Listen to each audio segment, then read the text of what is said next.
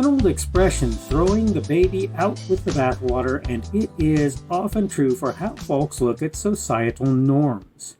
Lots of folks seem to think the concept of societal norms is bad because some of the expressed norms are. Hello, this is the Daily Summation from Kurt's Religion and Politics. I'm your host. I'm Kurt. Today is Thursday, December the 17th of 2020. I'm glad to have you aboard today. Whether you're joining me on Rumble, on the podcast, or on YouTube, I'm happy to have you be here and sit down and listen to a little bit of what I got to say. Today I wanted to talk a little bit about the subject, as you might have guessed, of societal norms. And I wanted to say that people have some odd ideas about societal norms. First of all, they tend to look at them almost as sort of taboo sort of things. You must do this or you can't do that. And that's not exactly how they work. Right? Societal norms are things that are sort of expected as a rule where various situations, considerations, circumstances are concerned, right? And so part of what that means is they're expected, but that doesn't always mean that's what's going to happen in those particular circumstances or situations, right? That's not how that works. So it's not always true that a societal norm means that though we expect this is always what's going to happen. That having been said, as a rule, there's a lot to be said for the idea of living within societal norms where it's possible. It's sort of akin to obeying speed limits, right? A lot of people don't do that, and I believe that the accident rate goes up pretty substantially as a result. Why? Well, because other people don't know whether you're going to be going faster than the speed limit or slower. And if you're going faster than the speed limit, they don't know how much faster. So they think that they can do things that they can't if you're going faster than, 10 miles over the speed limit, and they don't realize that that's the case. So, what's important is that when you do things according to societal norms, essentially what you're doing is you're making it so that people have some benchmark that they can use to decide what sort of response or result they're going to get out of dealing with you. And that's a good thing, right? Let's be fair. There are societal norms that need to be changed. There have always been societal norms that have needed to be changed. There have always been societal norms that were good, societal norms that were bad. They've always been there. That doesn't make all societal norms bad. That's not how that works. Some societal norms are good, some are bad, right? That's just reality. And so you can look at certain things, slavery, segregation. These could have been seen as societal norms in the United States up until very recently. Segregation more recently than slavery, but slavery, too, could have been seen as a societal norm. On the other hand, you can also see something like general politeness, right? Civility. You can see these things, too, as societal norms. Just because slavery and segregation were part of the norms doesn't mean all norms are bad. It just means slavery and segregation are bad, and therefore norms that are based on them are equally problematic. Right? That's what that means. Like anything else, what ought to happen as a rule is you ought to assume that the norms are good, not so much good, but to be held to and then looked at, right? You ought to be looking at them going, are these good things or these bad things that we're doing? And if they're bad things that you're doing, well, you probably want to consider changing them. You probably want to not accept those as reasonable things. But that doesn't mean that you just carte blanche ignore the norms of a given society because there might be some of them that are bad. Let me just tell you a secret. In any society, there are norms that are bad. That's just reality. There are norms that are good. There are norms that are bad, right? So you can't. It doesn't make sense. I'm not going to say you can't because you could, right? It doesn't make sense to just ignore all of the things that are normative to a given society, the things that are expected that people want from you out of that given society, out of that given group of people that you're a part of, right? Just because you either know that some of those norms are bad or you suspect that some of them are. And again, Is your suspicion almost certainly warranted? Yeah, that's almost certainly true. I don't care if it's a modern society or a society long past. The point is, some of what society feeds you as things that you ought to be doing with your time and effort, that stuff is going to be bad and it's going to be wrong. Some of what they give you is going to be good stuff, and some is going to be pretty much, what's the word I want, innocuous, not neither reasonable nor unreasonable, just things that you do as a part of the society.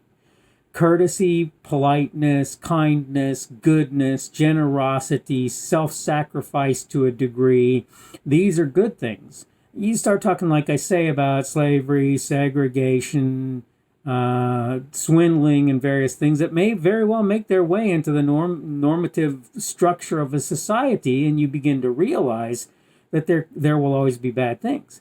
Now, does the fact that you probably ought to obey norms when you first encounter them, does the fact that that's true mean that you shouldn't challenge, that they're immune to challenge in some way? No.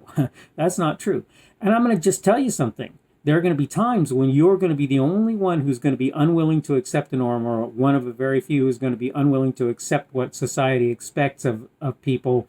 And that's just life. You're either going to do it, you're either going to be the sort of brave one, the one who's going to do that, or you're not, right? You have a choice to make. It's not really super complicated. But that said, the point is, if you see something that's wrong, then your refusing to live within it is not some, it may be something that will cause you problems. You may have issues with other people in the society as a result of doing that. But the fact of the matter is, when you know something is wrong, particularly when it's terribly wrong, like slavery, like mistreatment of certain groups of people, you probably ought to not hold with that. You probably ought to decide that that's a bad idea, that that's a bad thing. So what I'm not saying about societal norms, what I'm not saying about expectations of society, of the group among whom you live, or are visiting, or whatever, what I'm not saying is that you should just automatically always do everything that you're asked to do. If you know something that's wrong, is being imposed, whether sort of implicitly or explicitly, as a thing that that society is expected to do, I have news for you. You probably ought not do that thing. You probably ought to go, nope, not going to do that. You at least should really question it, and you probably just shouldn't do it. There are arguments made that Germany, right before World War II, imposed a bunch of things that were considered to be new normal on society, and that those things were, a lot of them, what ended up happening with a very horrible way in which society worked at that point in time. And I'm not disagreeing with that. I think that that's probably a totally valid thing. And I don't think that's the only place that happened. I think it happened in Italy when it came to fascism. I think it happened in Germany when it came to National Socialism, Nazism, as a lot of people like to term it. I think it happened in Russia. I think it's happened in China when it comes to how people are being indoctrinated into certain ways of thinking, and that those things are becoming the expectations for the people of the country in question. And I think it happens everywhere, and that includes the United States and everywhere else. I'm not trying to say that just because these places are known to be places you probably don't want to be, North Korea, Cuba, China, Russia in some measure, I'm not saying that because that's true, the same things with societal norms don't happen in the United States. What I am saying, though, as a rule, is unless you can come up with a pretty good reason to abandon societal norms, and I'm not talking about in general, I'm talking about specific norms, you probably ought to hold with them.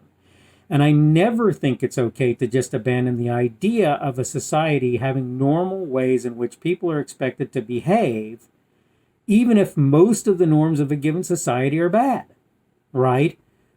You have to have ways that people are going to know that they're expected to behave and so forth. And if you don't, there's going to be a problem. And that's why societal norms exist.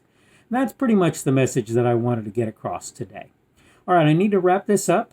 I hope you're having a good day. Today is Thursday, as I say, the 17th of December of 2020. And I'm glad to have you aboard, as I've said, regardless whether you're here on Rumble. Thank you to my Rumble users. You guys are really making my stuff go more than anywhere else. I've got almost 3,500 views and like I say, over 150 followers by this point. So I'm really quite happy about how that's going.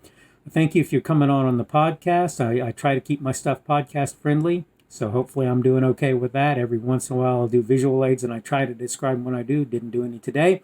And thank you also if you're coming aboard on YouTube. As I've said before, again, I hope you're having a good day. I hope everything goes well for you as we move into the next week, which of course is Christmas week coming up very soon here.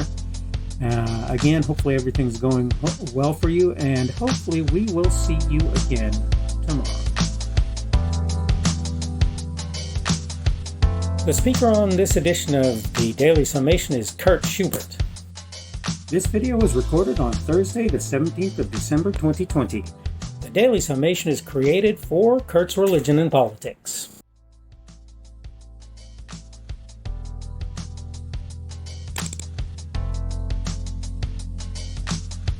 Thanks for watching this edition of the Daily Summation from Kurt's Religion and Politics. I hope you found it entertaining or instructional, or maybe both. If you want to see more from me, you can go to blogs.kpschubert.com. That's blogs.kpschubert.com. I am on Twitter, Parler, and Minds.com. My handle on each of those is @kpschubert. That's @kpschubert. I have a Rumble and a YouTube channel. They are the Kurt's Religion and Politics channels on Rumble and YouTube. I have a Facebook page. The Facebook page is Kurt's Religion and Politics as well. I am on Patreon. If you want to support me, that's one of the better places you can do that. And you will find me at Kurt's Religion and Politics on Patreon. I have a podcast. The podcast is podcasts with an S, .kpschubert.com. That's podcasts.kpschubert.com. I think you should be able to find me with relative ease on Apple Podcasts, Google Podcasts, and Spotify as well. The best way I find to do that is to look for Kurt's Religion and Politics. You can try to use the Daily Summation. I find that it doesn't work as well as a general rule, but you can always try that. I'm glad to have you aboard today, and hopefully we will see you again tomorrow.